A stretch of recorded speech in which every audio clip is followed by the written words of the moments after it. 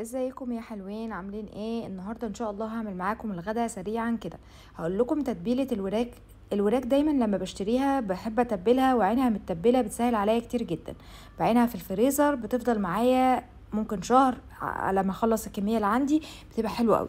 حطي في الخلاط شويه من زيت الزيتون، عليهم بصلايه وفصين توم واتنين قرن فلفل حار، لو عايزاه سبايسي، لو عايزاه عادي حطي فلفل احمر حلو. معلقه زبادي كبيره، ومعلقه ملح وفلفل اسود بسيط، وبهارات لحمه او بهارات فراخ، وشويه زعتر اورجانو من اللي بتحطيهم على البيتزا هيخلي ريحه الفراخ هايله جدا. شويه ميه عشان الخلاط يمشي معاكي حلو، وتقومي عصراهم في الخلاط.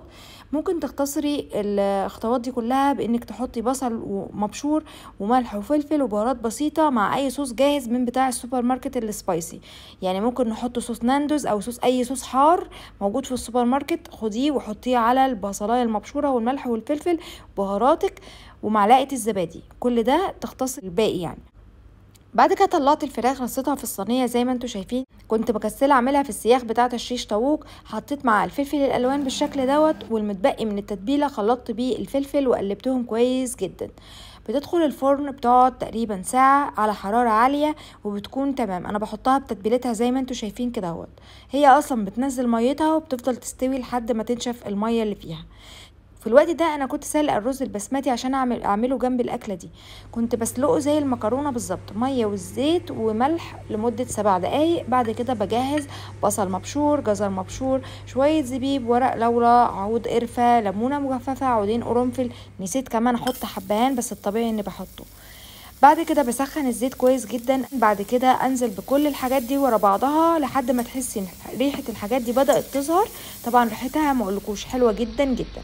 حضرت طبق صغير فيه معلقتين من اللون الاصفر سواء سايل او جل، ومعاهم شويه ميه صغيرين لحد ما اللون يدوب خالص. ننزل عليها كمان ببهارات مشكله اللي هي 7 بهارات او بهارات لحمه. لو عندك بهارات كبسه برضو شغاله. لو مش متوفر عندك اي بهارات من الحاجات دي حطي فلفل اسود بسيط وملح وهتبقى الدنيا زي الفل. انزلي بشويه ميه كانك هتطبخي رز مصري بالظبط. يعني لو حاطه 3 كوبايات من الرز البسمتي حطي 3 كوبايات من الميه. وبعد كده نزلت بالرز لانك سلقتيه فمش محتاجه منك ميه كتير.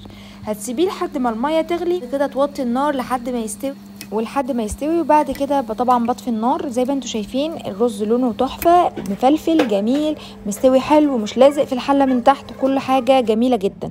هبتدي دلوقتي ان انا احطه في البايركس عندي عشان اغرف عليه الفراخ من فوق. تمام. طبعا الفراخ طالعه من الفرن وهميه، ريحه شكل طعم كل حاجه تحفه تحفه تحفه تحفه. خلاص شكلها يجنن اصلا من الصينيه كده. تمام. والفلفل الالوان ده اصلا عايزه اقول لكم ان انا بعشقه اصلا، حتى لو باكله نايم يعني من غير ما اسويه كده جميل قوي قوي قوي قوي، بحبه.